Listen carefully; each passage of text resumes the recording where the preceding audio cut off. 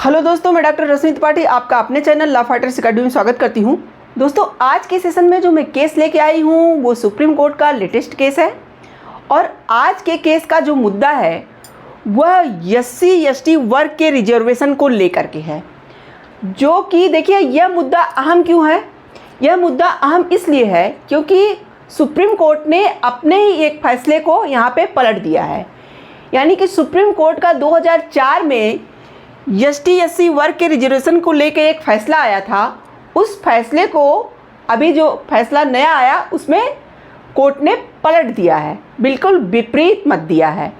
तो इसी बात को आज हम लोग डिटेल से समझेंगे और यह केस बहुत ही इम्पॉर्टेंट है क्योंकि यह ST/ST वर्ग के रिजर्वेशन को लेकर के है। तो चलिए हम लोग अपना सेशन स्टार्ट करते हैं और इस बात को विस्तार से जानते हैं कि क्या था पूरा मुद्दा।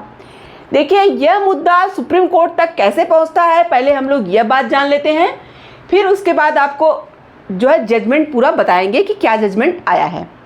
जैसा कि इस जो मुद्दा है उसकी हिस्ट्री यह थी कि 1975 में पंजाब सरकार ने SC/ST वर्ग के जो SC समुदाय था उसको क्या किया, सब कैटेगरी वाइज में डिवाइड कर दिया।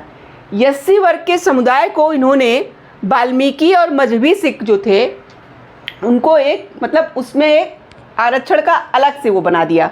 जैसा कि मान लीजिए कि SC वर्ग को पंजाब में 25% आरक्षण मिलता था, तो इन्होंने क्या किया, इसी 25% का सब कैटेगरी में जब वाल्मीकि और मजहबी सिख को अलग कर दिया तो 25% में मजहबी और जो वाल्मीकि वर्ग था उनका ये कहना था ये और भी पिछड़ी हैं, तो इनको जैसे मान लीजिए ज़्यादा रिजर्वेशन इसी 25% में से मिलने लगा और बाकी जो बचा हुआ रिजर्वेशन था वो पूरे SC समुदाय को मिलता था।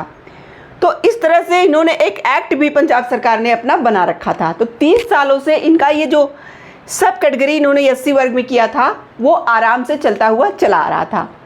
लेकिन 30 साल बाद क्या होता है कि यह मुद्दा उठता है। क्या होता है कि आंध्र प्रदेश सरकार ने भी इन्हीं के तर्ज पे पंजाब सरकार को देख करके अपने यहाँ भी क्या किया, अपने यहाँ भी जो है SC/ST वर्ग को सब कैटेगरी वाइज आरक्षण देने की बात इन्होंने मतलब अपने यहाँ भी एक एक्ट वगैरह बना लिया। अब देखिए, तब यह मामला जो है सुप्रीम कोर्ट पहुँचता है, मतलब बहुत इसका विरोध हुआ और यह मामला सुप्रीम कोर्ट पहुंचा था। तब सुप्रीम कोर्ट में EV चेन्नैया वर्सेज आंध्र प्रदेश का केस था 2004 का। उसी में सुप्रीम कोर्ट ने यह कहा था, 5 जजों की खंडपीठ बैठी थी और वहाँ पे यह कहा गया कि SC/ST का रिजर्वेशन सब कैटेगरी वाइज नहीं दे सकते, यह आर्टिकल 14 का उल्लंघन है और यह अनकॉन्स्टिट्यूशनल है। क्योंकि देखिए, इन्होंने मतलब यहाँ पे सुप्रीम कोर्ट ने कहा था अपने 2000 के जजमेंट में कि यह आर्टिकल 14 का उल्लंघन तो है ही, राज्य को यह पावर नहीं है कि वह जो है किसी भी समुदाय का डिवीज़न कर सके, यानी कि सब कैटेगरी में उसको बांट सके। यह अधिकार सिर्फ राष्ट्रपति को है या फिर सरकार द्वारा जब मतलब इसमें संशोधन वगैरह करके इस तरह का काम किया जाए तभी हो सकता है, नहीं तो जो है राज्य सरकारों को ऐसा कोई मतलब पावर नहीं दिया गया है। यह बात कहा था और क्या किया था कि जो आंध्र प्रदेश ने अपने यहाँ सब कैटेगरी बनाई थी उसको बनाने से मना कर दिया था। तब देखिए, जब आंध्र प्रदेश ने यहाँ पे ऐसा उनके यहाँ रुकावट डाल दी गई, तब पंजाब एवं हरियाणा हाई कोर्ट ने क्या किया कि इनको पंजाब सरकार को भी मना कर दिया कि आप भी अपने यहाँ ऐसा नहीं कर सकते हैं। तब जब इन्होंने मना कर दिया तो फिर से जो है एक बार जब मना किया गया फिर भी नहीं मानी पंजाब सरकार। फिर से पंजाब सरकार ने क्या किया कि 2006 में फिर से जो है जब इनको मना कर दिया गया था तो इन्होंने फिर से जा कर के जो है पंजाब और हरियाणा हाई कोर्ट की बात नहीं मानी और फिर से अपने यहाँ 2006 में एक एक्ट बना लिया और उसमें SC समुदाय का सब कैटेगरी में डिवीजन कर दिया। अब देखिए, तब फिर से इनको जो है कोर्ट ने मना कर दिया, कहा आप बहुत गलत मतलब आप जो कर रहे हो वो आपके हाथ में यह पावर नहीं है। तब पंजाब सरकार क्या करती है कि सुप्रीम कोर्ट में अपील लेके जाती है। जब पंजाब सरकार सुप्रीम कोर्ट में अपील लाती है, तब 2020 में 5 जजों की एक खंडपीठ बैठाई जाती है और यह कहा जाता है कि क्या जो सुप्रीम कोर्ट में 2004 का जो जजमेंट आया था, क्या उस जजमेंट पे फिर से विचार करने की आवश्यकता है, यानी कि उस जजमेंट को क्या पलटा जा सकता है। तब यहाँ पे 5 जजों की जो खंडपीठ बैठी थी, उन्होंने कहा कि हाँ, इसमें जो है फिर से जो है विचार किया जा सकता है और इस केस को फिर से पलटा भी जा सकता है। तब यहाँ पे चूँकि 5 जजों ने एक बार तो अपना मत दिया ही था, इसीलिए यहाँ ज़्यादा जजों ने यानी 7 जजों की एक खंडपीठ बैठती है, यानी कि जो अब जजमेंट आया है वो 7 जजों की बेंच थी और उसकी अगुवाई मुख्य न्यायाधीश DY चंद्रचूड़ की अध्यक्षता में हो रहा था। उसमें क्या आया, अभी जो जजमेंट आया, जजमेंट जो आया 6-1 की सहमत से आया, यानी कि 6 जजों की सहमत एक थी और एक जज ने अपना डिफरेंट मत दिया था। 6 जजों की जो मतलब सहमत थी, उनका ये कहना था राज्यों को यह हक मिलता है कि वह SC/ST का सब कैटेगरी में जो रिजर्वेशन है उसे डिवाइड कर सकते हैं, ऐसा उन्होंने कहा। उन्होंने कहा कि यह आर्टिकल 14 का उल्लंघन नहीं करता है। देखिए 2004 का जो EV चिन्नैया वर्सेस आंध्र प्रदेश का जजमेंट आया था सुप्रीम कोर्ट का, ये जस्ट उस जजमेंट को पलट दिया गया और कहा गया कि अब राज्य सरकार को यह पावर मिल जाती है कि यह पावर मिलती है कि वह अपने यहाँ SC/ST का सब कैटेगरी में रिजर्वेशन डिवाइड कर सकती है।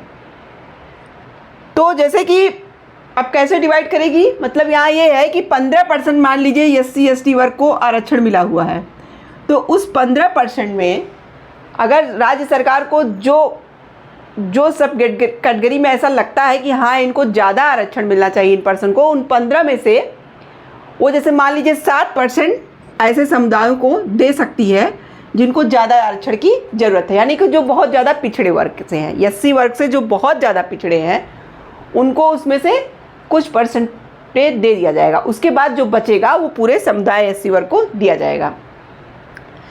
तो इस तरह से मतलब यहाँ सुप्रीम कोर्ट ने अपने ही 2004 के फैसले को पलट दिया और अब यहाँ पे कहा कि जैसे उस फैसले में ये कहा गया था कि जो है राज्य सरकार के पास ये पावर नहीं है, यह पावर सिर्फ राष्ट्रपति के पास है या कोई कानून या नियम बना करके जो है इस तरह से किया जा सकता है, लेकिन ऐसे ही राज्य सरकार को यह पावर नहीं दी गई है। तब यहाँ पे इसमें तो पलट ही दिया गया और कहा गया कि 6 जजों की सहमत से यह जो है जजमेंट आया। 7 जज बैठे थे जिसमें से 6 जज की एक ही सहमत थी। तो उनका यहाँ कहना था कि राज्य सरकारें ऐसा कर सकती हैं, सब कैटेगरी में रिजर्वेशन डिवाइड कर सकती हैं। जैसा कि देखिए कोर्ट का यहाँ ये कहना था कि कुछ ऐसे SC वर्ग में भी कुछ ऐसे समुदाय होते हैं जो बहुत ही ज़्यादा पिछड़े हुए हैं, जिनको अभी तक बिल्कुल आरक्षण का लाभ मिल ही नहीं पाया है। तो उनको जो है जितना आरक्षण इन लोगों को मिलता है उसमें से ज़्यादा मतलब थोड़ा ज़्यादा मात्रा में इनको आरक्षण मिल जाए, फिर बचा वाला इन लोगों को मिल सकता है। यानी ये नहीं है कि आप जो है जिन लोगों को अभी तक आरक्षण मिलता आया है उनको आप एकदम से आरक्षण नहीं दोगे, ऐसी बात नहीं है। लेकिन जो समुदाय इसमें से और भी ज़्यादा पिछड़ा है उसको आगे लाने के लिए आप इसको सब कैटेगरी में डिवाइड कर सकते हो और रिजर्वेशन जो है दे सकते हो। तो यहाँ पे जो है 6 जजों की सहमत तो एक थी, लेकिन एक जज जो थे उनका विपरीत मत था। जस्टिस बेला त्रिवेदी जो थे उनका यही मत था जो EV चिन्नैया वर्सेस आंध्र प्रदेश के केस में सुप्रीम कोर्ट का मत था। उनका भी यही कहना था कि यह राष्ट्रपति को पावर है और जो है राज्य सरकार को यह पावर नहीं है कि वह जो है किसी भी समुदाय को सब कैटेगरी में यानी में डिवाइड करके जो है रिजर्वेशन करें। तो यहाँ पे जो है 6 जजों ने तो एक सहमत दिया और एक जज ने डिफरेंस। तो देखिए अपने ही जजमेंट को सुप्रीम कोर्ट ने यहाँ पे पलट दिया और उनका मतलब मेन मकसद यही कहने का है कि जैसे उन्होंने भीमराव अंबेडकर के जो है कही गई बातों को दोहराया और उसका हवाला दिया कि उन्होंने भी ऐसा कहा था कि भाई अगर ज़रूरतमंदों को आरक्षण मिल रहा है और ज़रूरतमंदों को आरक्षण की बहुत ज़्यादा ज़रूरत है, यानी कि भले जो है SC/ST वर्ग को आरक्षण दिया गया है, फिर भी उसमें से कुछ ऐसे समुदाय हैं जो अभी भी बहुत ज़्यादा पिछड़े हुए हैं, तो उनको आगे बढ़ाने के लिए ऐसा करना ज़रूरी है। तो ये था सुप्रीम कोर्ट का SC/ST वर्ग के रिजर्वेशन को लेकर के ये जो फैसला अभी आया है वो। देखिए, आज के जजमेंट से हम लोगों को यह बात समझ में आती है कि जो SC/ST वर्ग का समुदाय है उसमें जो रिजर्वेशन दिया गया था, अब उसको राज्य सरकार को यह पावर दे दी गई है कि वह सब कैटेगरी वाइज जो है रिजर्वेशन को डिवाइड कर सकती है। देखिए, राज्य सरकार को ये ऐसा नहीं है कि मनमाना व्यवहार करने के लिए कह दिया गया, छूट मिल गई है, वो जो चाहे वही कर सकते हैं।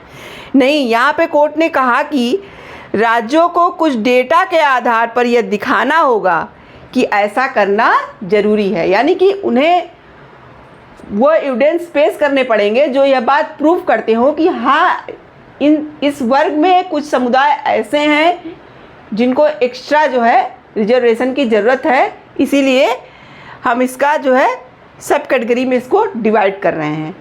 तो उनको भी यह डेटा दिखाना पड़ेगा, तभी जो है वो ऐसा कर सकते हैं। तो ये था सुप्रीम कोर्ट का जजमेंट। तो आशा करते हैं कि आज का जजमेंट आपको पसंद आया होगा। आप मेरे चैनल को लाइक कीजिए, सब्सक्राइब कीजिए, शेयर कीजिए और बेल आइकन को दबाइए, जिससे ऐसे ही नए नए जानकारी उसमें आपको अवगत कराती रहूँ। तो आज के लिए बस इतना ही। Thank you very much.